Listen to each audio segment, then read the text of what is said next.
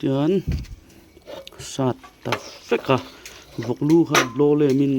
ka ro le veka chuan ka phu le veka chu mi hnuah chuan steel ul thar kher kha ka hmang ta chan chu a tlang ti te kha lo awma chuan sat ta ni chuan tuna hian kan lo tel chanang marcha ro khanita thakangem ka hrelowa ti chuanin purun sen hi nakina a koi vek don ta khami a koi vek kha ati tui tu turani sen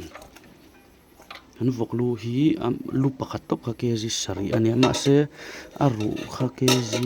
khat aya tamani anga ru hlanga kha kan pai ta ti chuan so thing den ni le bok ta ni mi then katina san siam hian voi khata tel tur song hi an tel thin hai hi katingai lo kai chu a hun bi te a tel ka tel deuh thin ta a ti chuan chi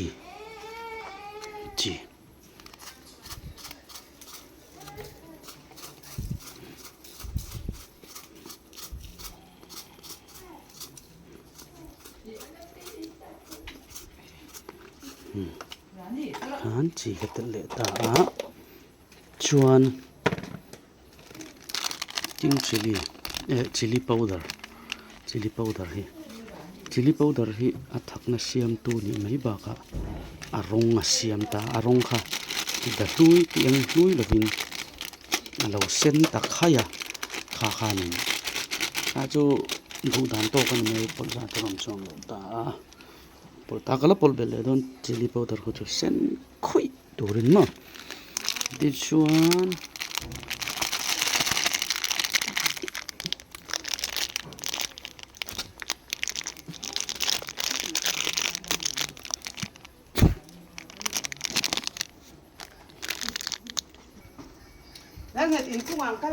ai in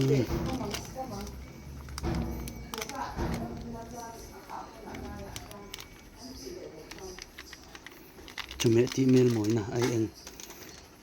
chili powder kha kala pol bel le don ka ti ha red chili powder sen khui ana ka siat lo kha kan nun min lo sil fi ani chu chuan tel tak kher tel min sa ni lo ho engine oil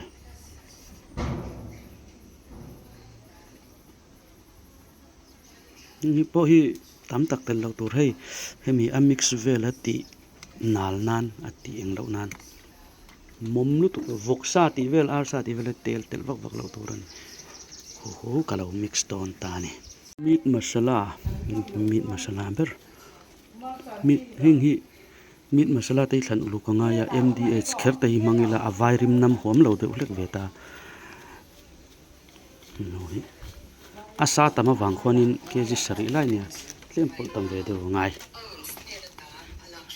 ti chuan ka lo chuang ta a mix tui khu mi lo hu bel khu among te hu ti khonin cho tu ren kang lo tokin ka uranga meina vut lowa chu ama atui om na silna atui chambang te poniang chu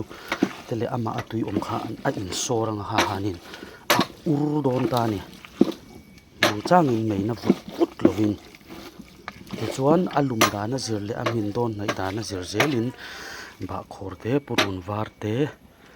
a masala dang jira ti ang che reng te po atla chopin kan thak don ani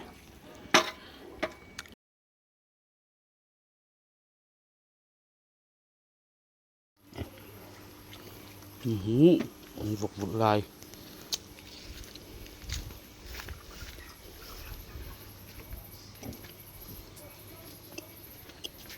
ron lum chuak tana kan hong chinang cho reng tu ran among kang lo tu ra among kang lo tur cho ra ngai hei thả to ka cho ra ni tur ni hu ti eng ma lo om lo ta chan kha wang hanin cho ra lo chuanin among te kha ka nga tui don lo ni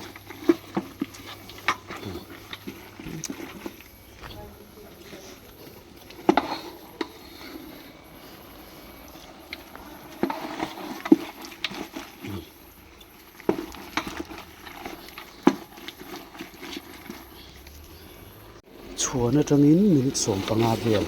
local to ta ti khuan so ta por bur tu na hianin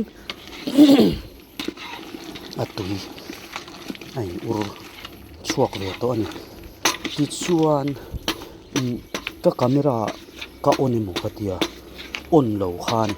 khami aron so bor bor khanin zira thak la ya kha camera ko on emu khatia ka lo on lo wa hi tam ru tuk lo hi thakani war tuk lo tur masala hi war lo tur a zo lo a vai rim hi nam thina ka cho hi siama hian vai rim nam hi ka du mi lo wa a zo thayang ber arima hi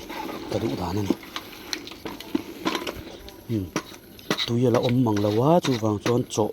ngun te anga ya cho pe te anga ya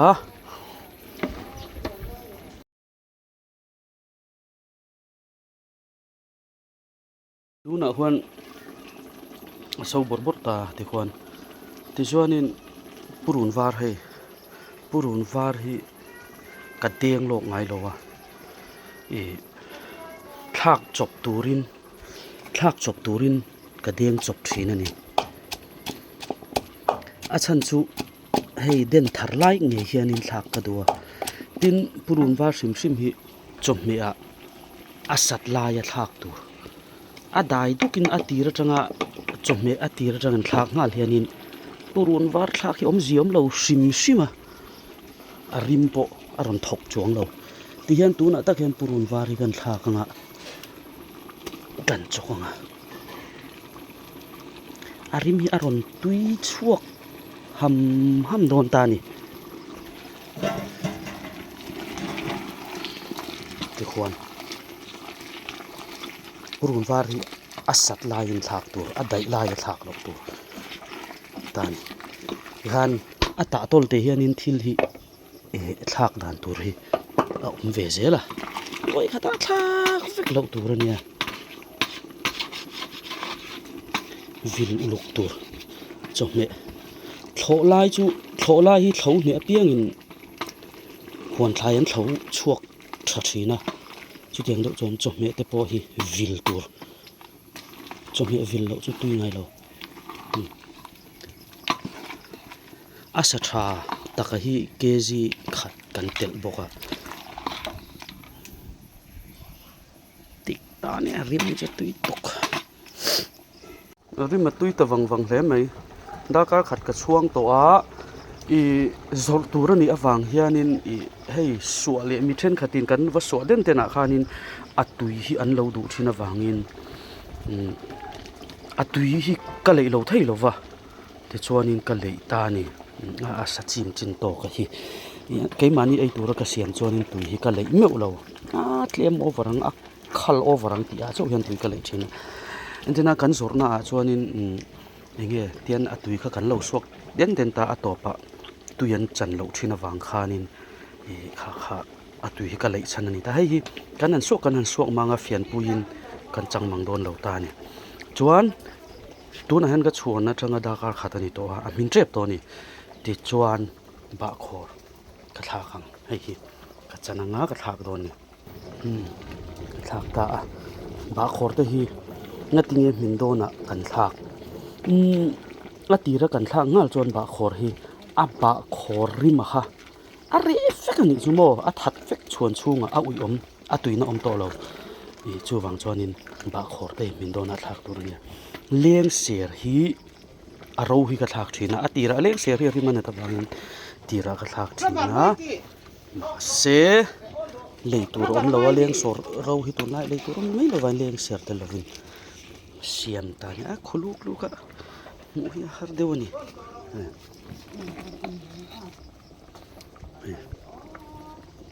tiklot tuk ta ni arong hi chong le tui do ne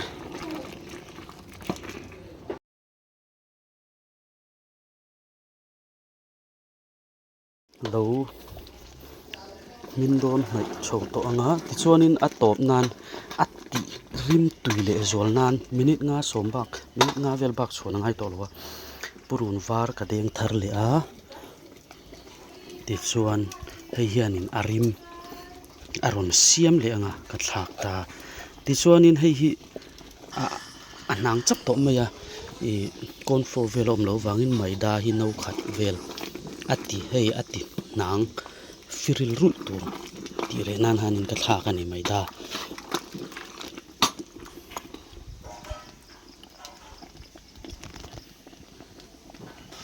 ni enga enang o